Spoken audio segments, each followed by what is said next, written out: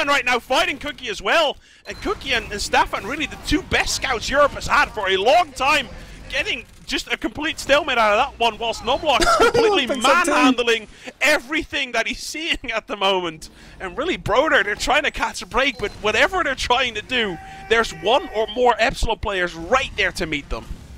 Tompa hiding that trash goes down instantly. He was half health there. Will die to one rocket. Now we see the Epsilon scouts taking control of Spire, just forcing back that soldier who was there. They see the sniper now. That'll encourage Numlock directly onto Choke with these stickies to deny. They also have charge. They could push if they want, but Epsilon, they're going to be mechanical here. They're going to cap Spire, then they're going to get themselves in position. They know how to waste someone's Uber better than anyone. They don't want to fall into the same trap themselves. Now they are ready.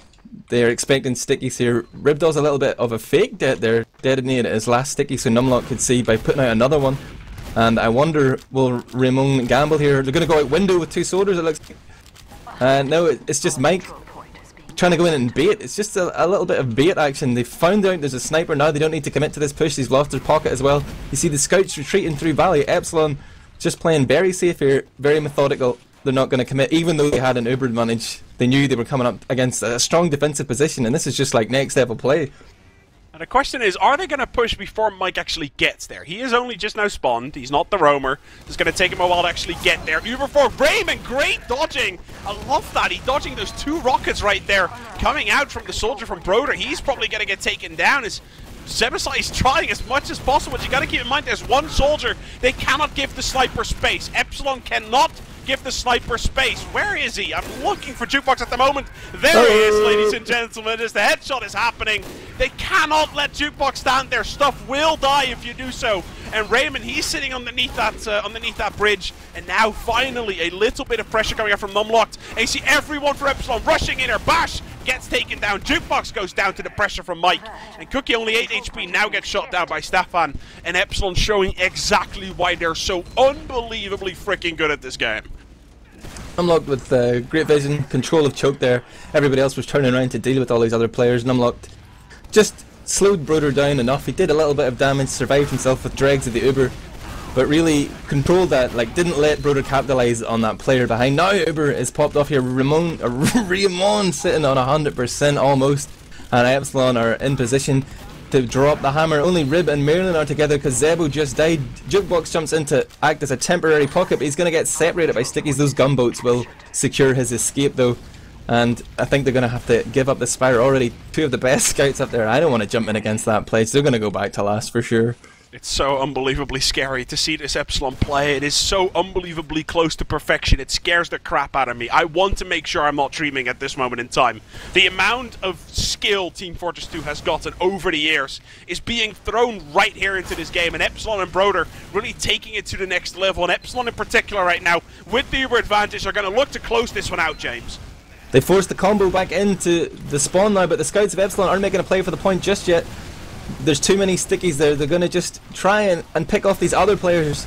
Look at Numlock working the scouts. He lunges Bibbin skywards but can't land a pipe. What a terrible, terrible demo, man. But eventually the Uber comes in from Broder, and Numlock will retreat with Ramon. He has secured his escape for sure, but missed an opportunity there, I think. Love to badmouth that guy. Broder actually, what did you say? Sorry, I didn't actually end up seeing that. I thought there was a back cap on there for a second, please. No, it's not happening, it's not happening. I was looking for a back cap, I didn't see anything happening at the time. It's right now Epsilon, they're going to make their way forwards right here. And let's see in what way Broder's going to be able to hold on against the aggression here. Numlock sticking up that right hand side, and Broder just trying to back off as much as possible. Bash gets taken down, and Broder's catching a break here, James. I'm very much so liking this. Marilyn gets taken down though by the Wrath of Gear. I love that one very, very much. It is a 5 versus 3 though. Kind of an Uber, whatever the hell you want, but with 3 against 5, you're still going to be in a disadvantageous scenario. Jukebox gives him the runaround. He thinks that Epsilon think he's gone hunter, when actually he's just holding in the house waiting for a med pack to respawn again as the scouts of Broder come in and cap. We see Mike offering up a little bit of bait there. It's all part of Numlock's ploy though. He wants them to come forward into his stick. His gear goes down on the flank though to Jukebox, who's been a thorn in their side. Stefan will finally kill off the Juke. And now Epsilon start to walk forward here. They don't have charge yet, but they do have big balls. They're just going to go straight in here, and Broder will shrink back. Now it's going to be Uber advantage coming into play here as Ramon nears that 100%. Broder know it, that's why they're scared, that's why they're staying back. But as they see Epsilon move forward, they notice they've gone into house. Now they're thinking, are they going race up, are they going hunter? Epsilon love that race up push. Rib already throws down a couple of stickies, but it's not enough to force off yet. Ramon needs a direct rocket. Oh, 5 crits at the moment onto Maryland, James. I think this might be a completely wise move. The Soldier's going to try. Crits gets popped off. 1 meat shot. Is the Scout going to be able to connect a couple more? It looks like Bibbin not going to be able to land anything as of yet. But Broder in a 3 versus 2 exchange, still not being too bad. Got to keep in mind though, both Bash and Staffan are still alive, ladies and gentlemen. And there we go, they reign supreme as they take down 4 players in such a quick succession. You can blink with your eyes and they're all dead. Yeah, like what did that crit actually achieve? They did manage to save Maryland, but they weren't in a position. Epsilon, they're never where you want them to be. So rarely you get a chance to crush them, and again, Epsilon's positioning proved superior. They managed to keep most of their team alive and in decent health, maybe a little bit weak there, but they cleaned up no problem, and now Ramon is ready to pop off yet another Uber charge and take another round from Broder. 4-0, obviously still. This round has been taking a little bit of a longer time. I would not be surprised now to see Epsilon pushing in. Maybe that bottom right-hand side is something they want to look at once again, but it looks like they're going to double scout. Double scout left-hand side. There's a Pyro there. We need to shut him down, but obviously with everyone else dying, it is really not going to matter. 95% crits onto Maryland at the moment. That crits might save him for the time being, actually, as right now, one saw comes out, the crits comes out, and Broder, again, is going to be able to hold on, at least for the time being. Massive sticky trap there from Rib on the point. Scouts didn't see it. That's the obvious play. Like, if you manage to back their combo into spawn, you got to play that point, but Rib's stickies were clearly not visible. They did get both buff Scouts though, so well positioned there. Rib, the hero of they are, holding that. Look at this, Epsilon will not give up the Spires. They're going to fight tooth and nail for this. Rib does get a crater frag onto gear, but it getting really close here. Epsilon might regret this now as Numlock is forced to back out to protect Ramon. He's got a little help from Mike though. These two doing sick damage. Now Rib is going to come in between their claws here. He's about to die, and this is just a little bit of overextension here. It's heartbreaking for Broder to see this. They think they're really having success on Spire, but it just didn't work out that way. And there's this Bash is running around here.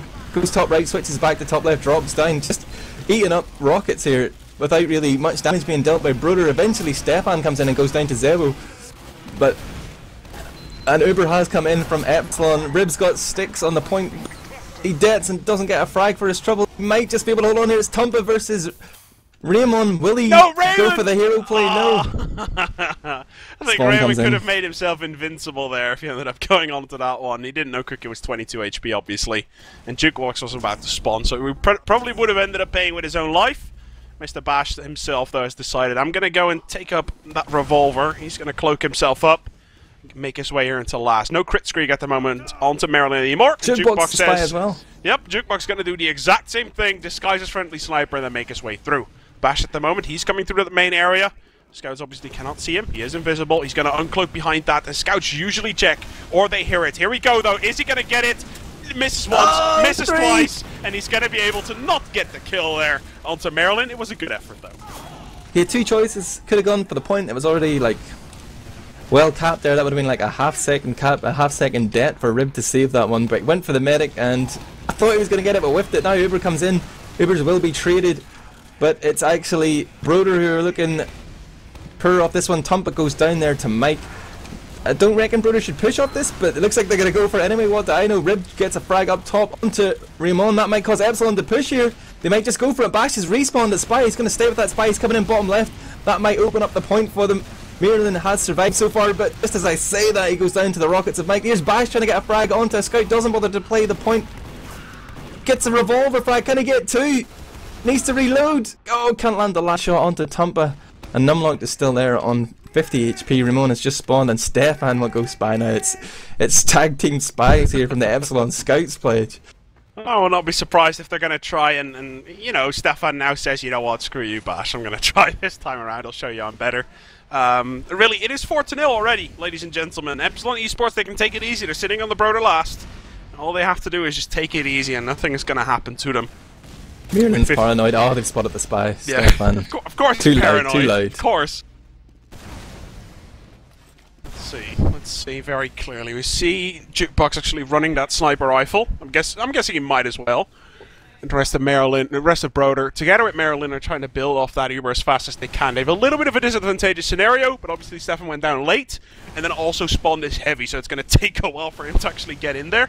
They're going to try and break through, though, with those 450 HP of German steel this time around. Going to be able to make his way through that main area. What does this tell you, Play? Epsilon are showing a real respect here for Broder's last defense. It must be something that they struggle with, you know, they're breaking out all sort of obscure strategies. Maybe it's for the fans. Numlock comes in though and forces Uber straight away. Actually forces the combo to drop down here onto main, so this positional disadvantage might come into play.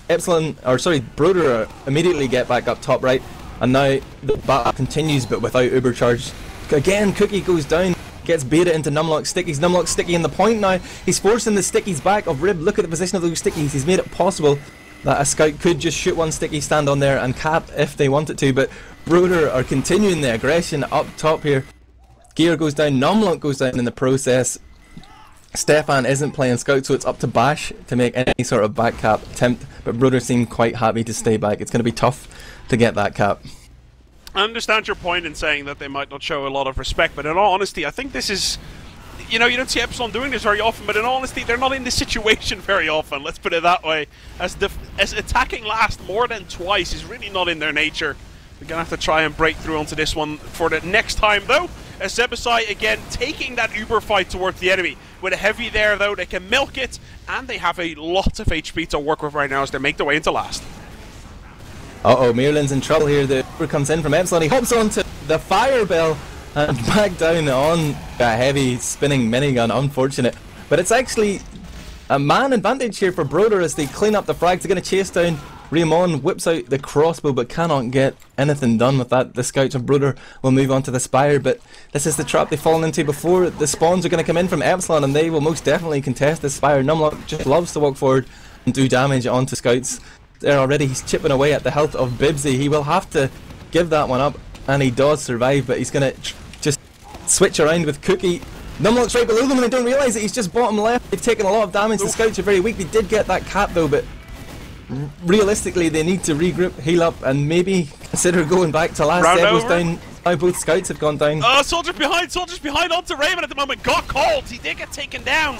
Is it going to matter all that much though? There's 23 health, now 15 health in total on the Broder team. The one thing they're misplaying is that they're not actually capping Spire very, very fast. They're going to spawn rape though for as long as they possibly can. As right, the players get taken down and the 5-0 gets put on the board. I apologize for saying rape earlier, by the way.